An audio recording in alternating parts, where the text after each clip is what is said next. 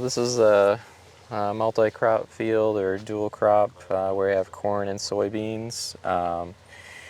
Every 8 rows we have the different crop, and so what we're trying to do here is harvest sunlight. We're trying to see too if the Nature's program that we've been using on our solid crop fields will work in this, where we have higher populations and we can kind of push the limits. So this is just to see kind of how far we can push it and what we can do with yield and what we can do with harvesting sunlight.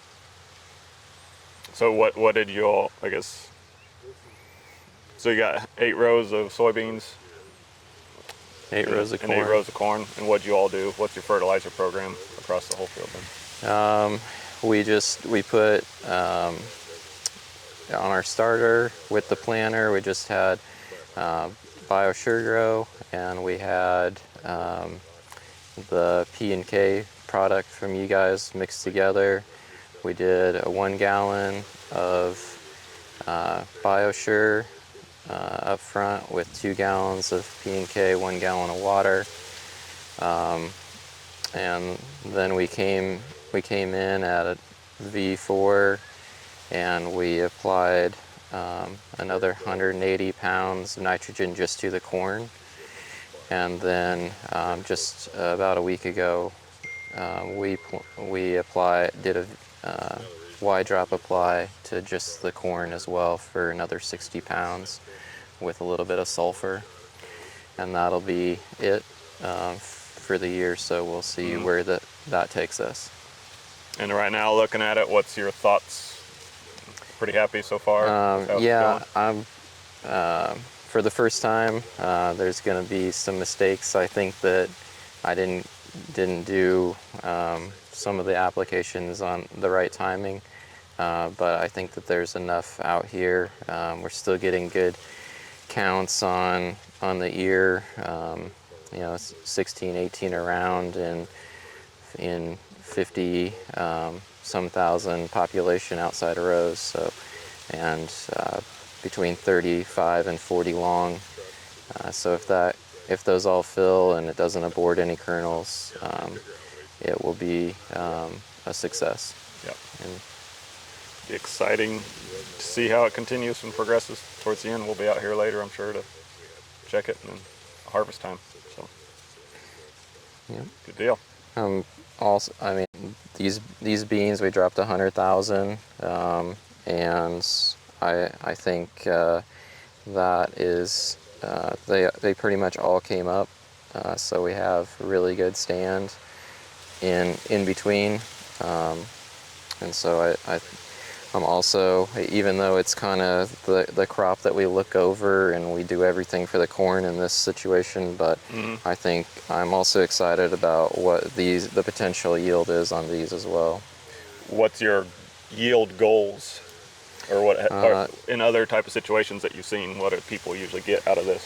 The yield goal for soybeans in a situation like this is 75 to 80, just kind of a normal.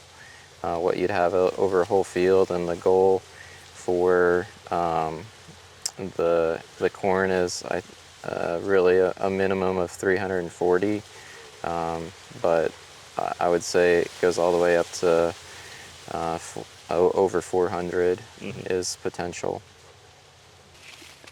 My philosophy on the soil is the more you grow out of the soil, the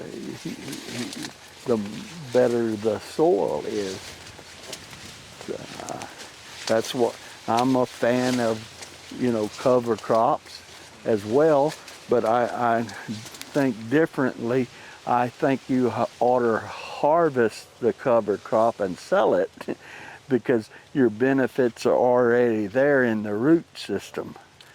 And so I think you leave money on the table by not harvest. I don't think maybe 10% you're getting out of the upper port. And Even if you harvest and take it off, it all goes back somewhere. Exactly. Yeah. Some way, shape, or form. What are your thoughts on planting native seed that's raised in your own biome? You think there's any rise to That's a that? big advantage. Yeah, that's why weeds do so well, because you've got a patch of weeds and they grow there in their own biome and they produce the seed in their own biome and they produce more seed from their own biome and they've got it perfected. Yeah. Well, seeds are trying to correct an imbalance in the soil too. Once they do their job, your weeds will change to a different type of weed.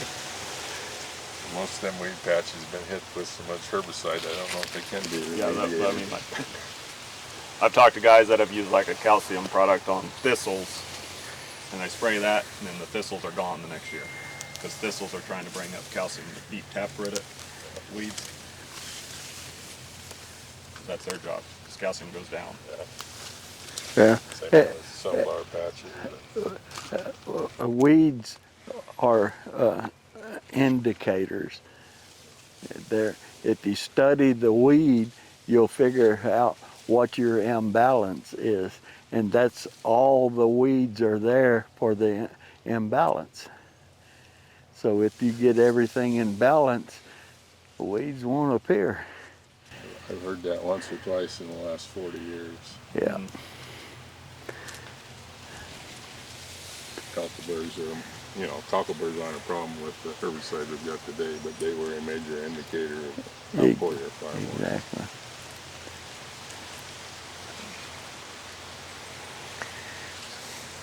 So one other thing to look at here, so we had the microburst on here for a year at least, and so I was just pulling back and I was seeing we got lots of centipedes anytime I move the trash.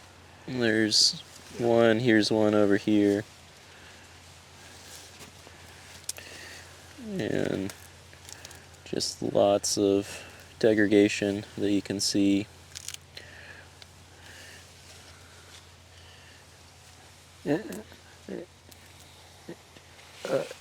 The microburst is a necessity, I think, in getting degradation.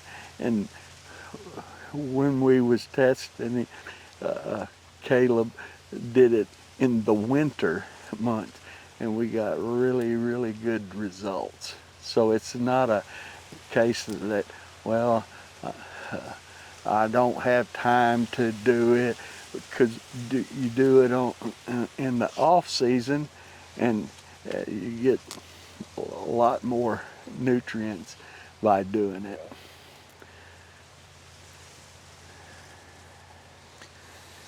The other thing that I've noticed, like with when there is some weeds here, they're actually a lot more eaten up than the actual crop is. They've been weakened, and the insects have been going after them. I've noticed as well a lot of defoliation on what's left as far as plants. I had a few foxtail plants come up with the row that got into the starter, the in-furrow. Mm-hmm. And they had a lot more fuzz on their roots than the ones going in the middle of the row. So Yeah. that tells you right there. Microhyzae or whatever you want to call it. Yep.